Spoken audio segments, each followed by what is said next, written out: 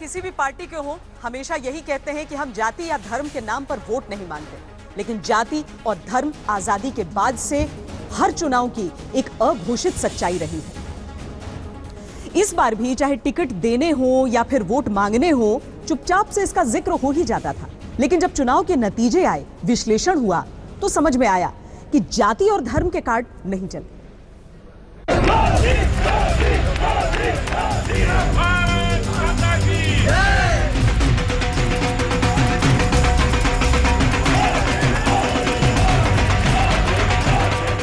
प्रधानमंत्री नरेंद्र मोदी के करिश्मे के चौखट पर आकर राजनीति का जाति शास्त्र दम तोड़ देता है।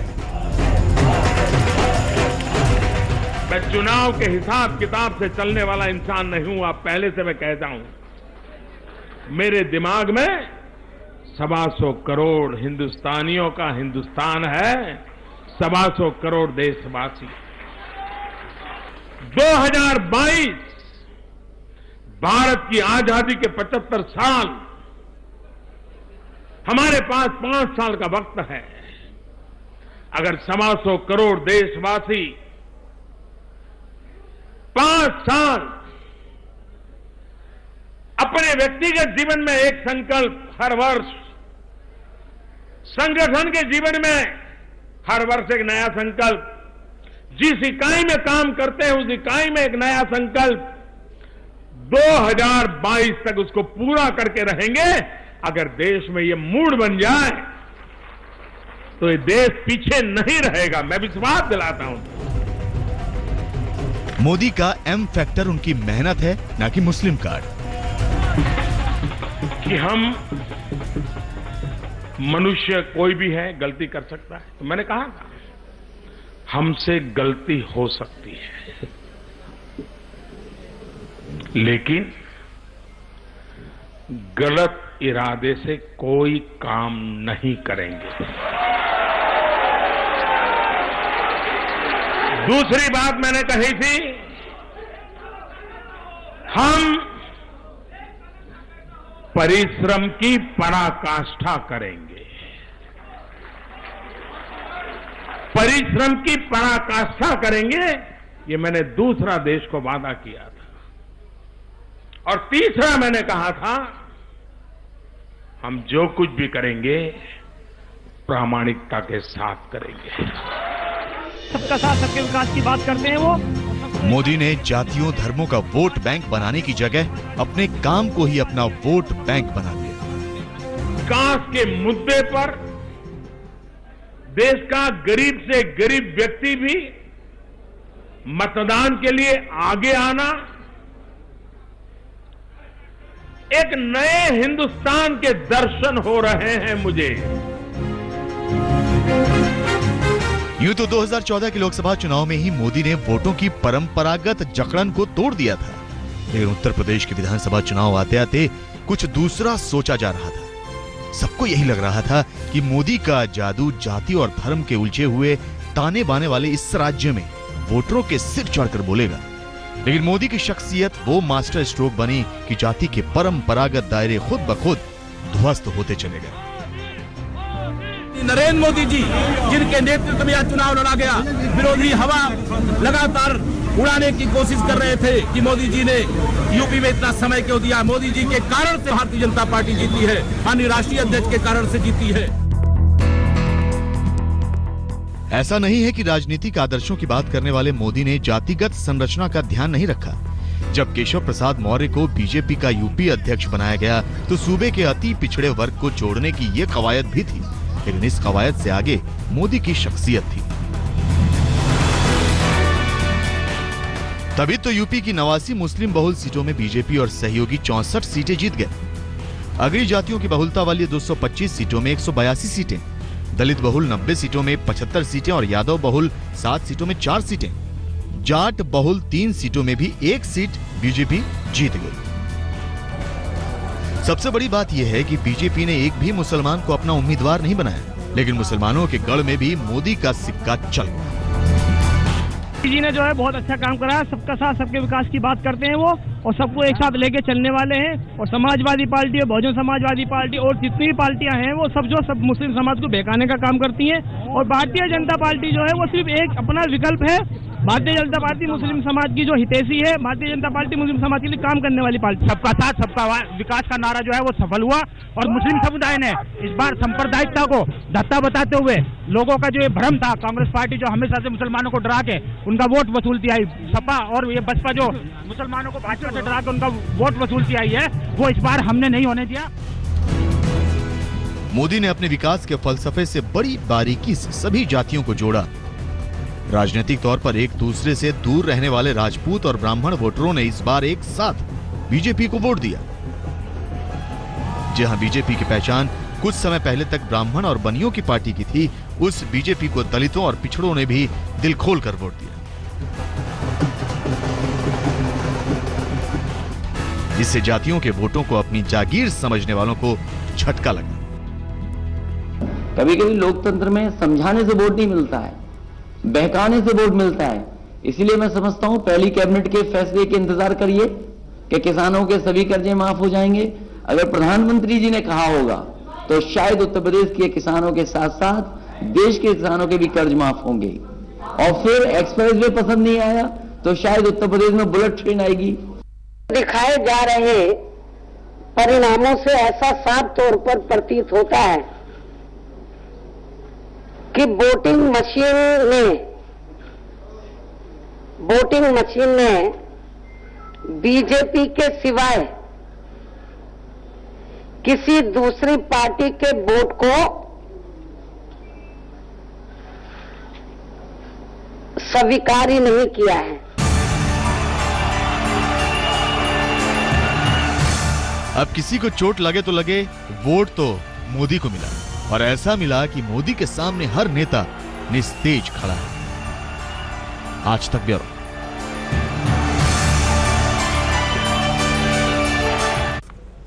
प्रधानमंत्री नरेंद्र मोदी ने हमेशा से ये कहा है कि वो एक कांग्रेस मुक्त भारत का सपना देखते हैं और उसकी तरफ काम करते हैं।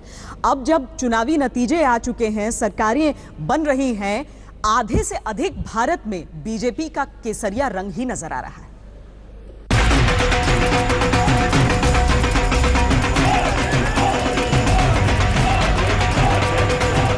11 तारीख को चुनाव के नतीजे आएंगे। 13 तारीख को विजय की होली मनाएंगे,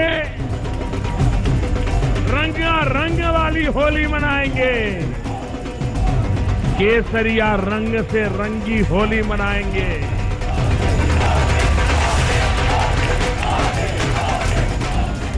उत्तर प्रदेश के बीच चुनाव में प्रधानमंत्री नरेंद्र मोदी के इस बयान ने साफ कर दिया कि वो बीजेपी के कमल को किस कदर खिलकर उभरते देखना चाहते हैं।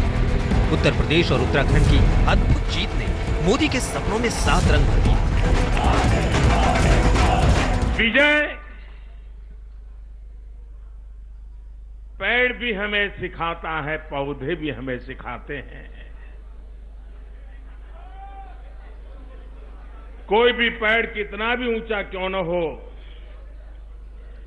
लेकिन जैसे ही फल लगते हैं वो झुकने लग जाता है।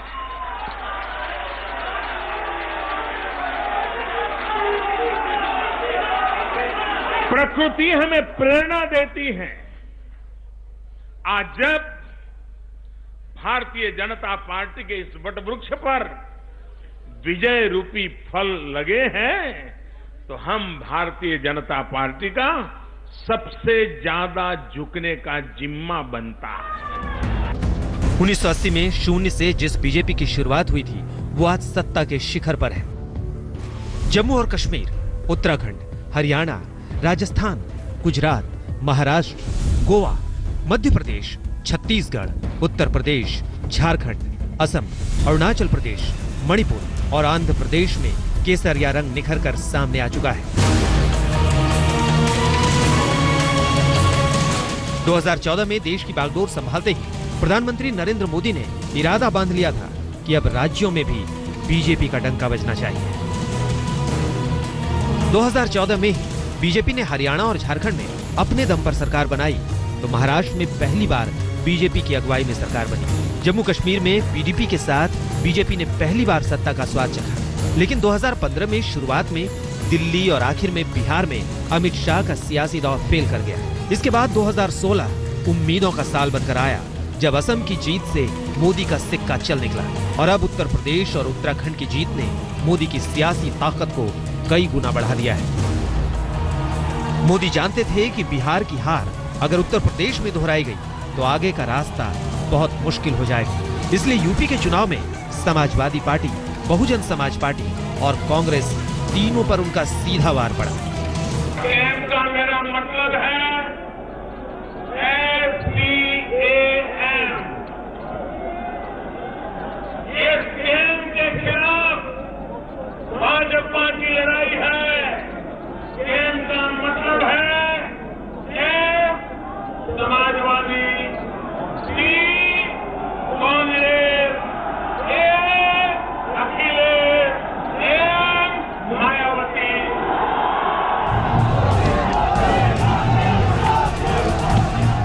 आज आलम यह है कि मोदी नाम का डंका उन राज्यों में भी बज रहा है जिनकी देश की 52% जीडीपी लाने में भागीदारी है।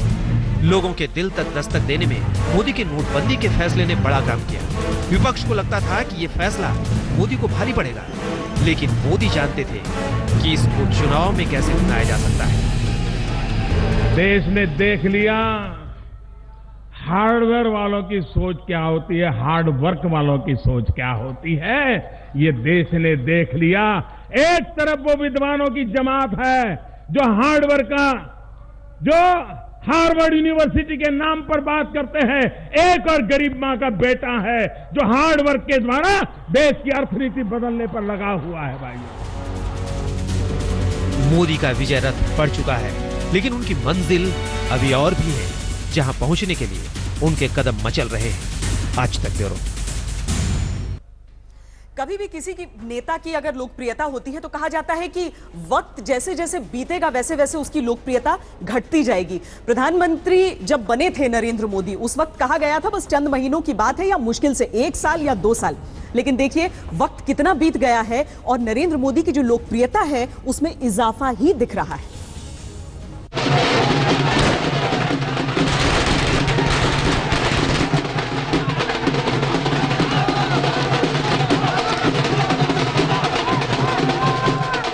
उत्तर प्रदेश में बीजेपी को मिली शानदार जीत ने प्रधानमंत्री नरेंद्र मोदी के कद को काफी बड़ा कर दिया है। इस जीत से आगे मोदी के लिए कामयाबियों के कई रास्ते खुल सकते हैं। आनन फानन में ना सही, लेकिन राज्यसभा में बीजेपी की ताकत बढ़ेगी। जुलाई में जब राष्ट्रपति का चुनाव होगा तो बीजेपी को अपना राष्ट्रपति चुनने में आसानी होगी। यूपी की शानदार जीत के साये में दिल्ली में एमसीडी के चुनाव में बीजेपी की उम्मीदें मजबूत हो सकती हैं। इस साल के आखिर में होने वाले गुजरात विधानसभा के चुनाव में बीजेपी के जीतने की संभावना काफी बढ़ सकती है और सबसे बढ़कर 2019 में लोकसभा के चुनाव के लिए बीजेपी का हौसला अभी से बुलंद हो गया है। मोदी के मैजिक ने भारतीय राजनीति के व्याकरण को बदल दिया है। आलम यह है कि भारत की राजनीति आज मोदी के नाम से शुरू होकर उसी नाम पर खत्म हो जाती है। आज तक ब्यूरो। अभी तक प्रधानमंत्री नरेंद्र मोदी के समर्थक बोला करते थे, उनकी तारीफ किया करते थे, अब तो उनके विरोधी भी यही कह रहे हैं कि प्रधानमंत्री नरेंद्र मोदी के तौर तरीकों, उनके व्यक्तित्व को अगर पछाड़ना है तो बहुत मेहनत करनी पड़ेगी। हमारी इस खास पेशकश में इतना ही। देश और दुनिया की बाकी खबरों के लिए आप देखते रहिए आज तक।